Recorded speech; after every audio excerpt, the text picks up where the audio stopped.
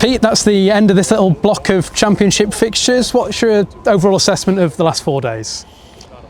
Well, it was a really good response by us, because probably day one was one of our worst days of the season in some ways. Not because the scoreline, they did well, they played well. It was not an easy pitch to bowl on.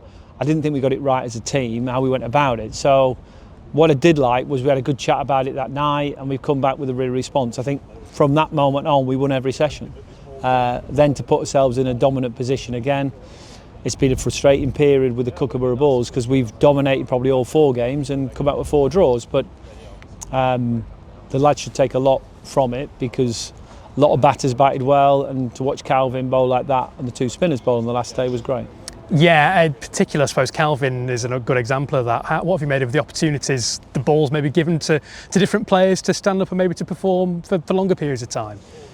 Yeah, I think the leg spinner on there was the only spinner that really got something out of the pitch. The finger spinners, I think, Jack Leach and Archie Vaughan for them, and actually Liam Patterson-White didn't do a lot for them. I thought Liam Patterson-White bowled well actually, but it wasn't turning much. Calvin, leg spinner slightly different trajectory, slightly more loop on it, and a few more different variations. I thought Calvin bowled beautifully. I think the situation of the game helped him, because it meant he could really look to take pace off and attack. But credit to him, it looked absolutely top flight leg spin there. Put him in a lot of pressure. I think in many ways, though he got 3 wickets, he could have easily got 5 or 6 there, and we could have put ourselves in a winning position. Yeah, and we'll talk about Haseeb with the bat in a couple of minutes, but it must present different challenges to captain out there as well, I guess, with the ball and the way you've got to try and create those opportunities. I think Haseeb's got used to captaining, because we've played 2 spin quite a lot with Farhan, who's had a great season as well. So the leg is slightly different, but I think Haseeb's getting used to how to handle his spinners, and it's a delicate balance sometimes. I think the use of in-out fields works well when you give them some cover, but you still want to keep your catches in. And I think realistically today, we were prepared to risk a little bit in the fields wise, because we had to get wickets at a certain rate to try and give ourselves a chance to win the game. And how important was Haseeb's innings as well? You talk about coming back on day 2 and fighting back, and I suppose his double 100 led that charge.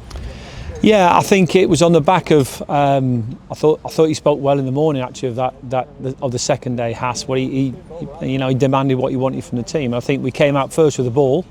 Dylan Pennington really stepped in to get the last sort of 6 wickets for whatever 100 runs.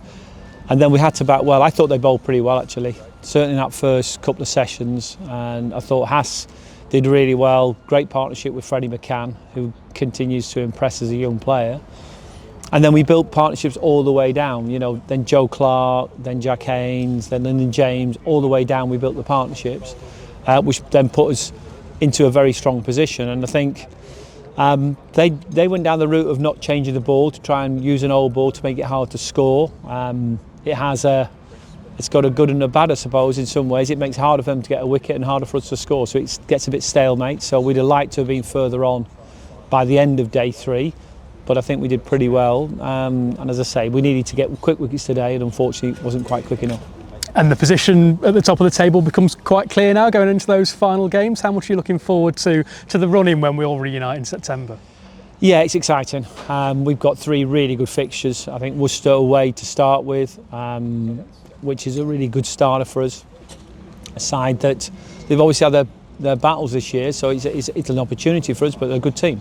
So we'll take that, but we'll be excited being that. But I think then the middle game against Surrey away is a fantastic fixture. So we're right in it, there's no doubt about that. We're playing good cricket, so I think we'll go into that section confident. And actually, we get quite a good build-up, because I think the 100 and the 50 over both finish and give us about a week before we start that fixture against Worcester. So that's quite a nice time for us to regroup, reconnect to red ball cricket and be ready to go for what should be a very exciting last 3 weeks.